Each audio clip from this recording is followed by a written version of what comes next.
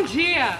Bom dia! Eu sou Maria Mariana. Eu sou Humberto. E hoje a gente vai falar sobre o livro Carteiro e o Poeta. Toca a vinheta.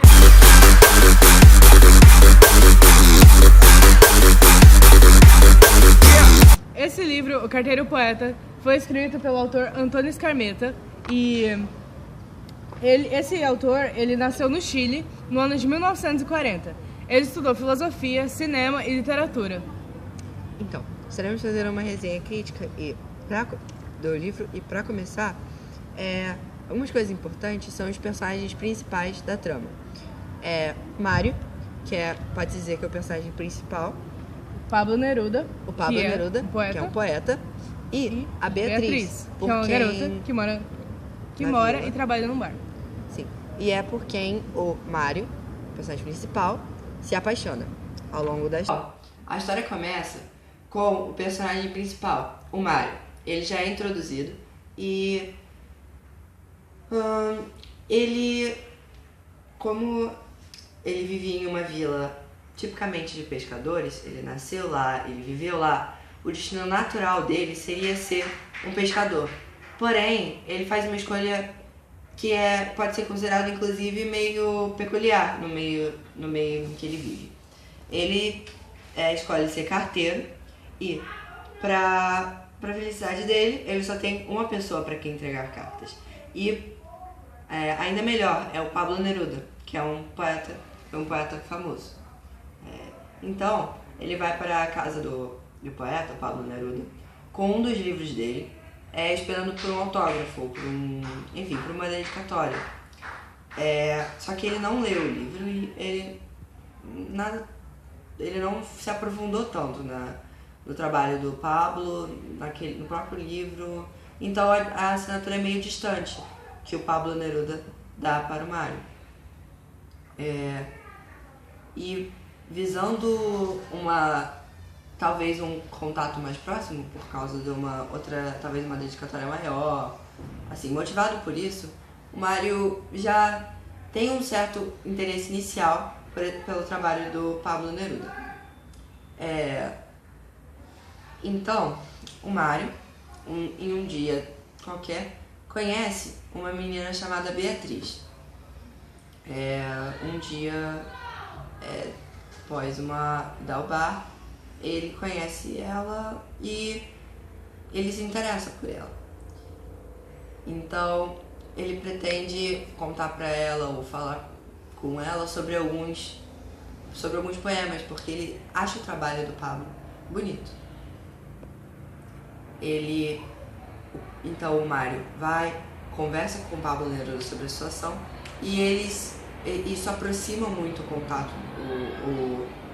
a relação entre os dois, principalmente, porque o Mário começa a querer saber mais sobre as metáforas, ainda mais sobre as poesias, e ele procura o Pablo Neruda para que ele explicasse isso para ele poder fazer metáfora também com as coisas que ele sabe sobre a Beatriz, porque ele acha ela interessante, cativante, assim. Tá? Ele já começa a se apaixonar por ela. Logo, ele percebe que a metáfora é nada mais do que uma comparação mental que você acredita com muita convicção. Você fala com tanta certeza que aquela certa coisa é uma outra certa coisa, que aquilo vira uma relação intrínseca dentro de você. Ele começa a entender isso, ele começa a achar, e ele percebe que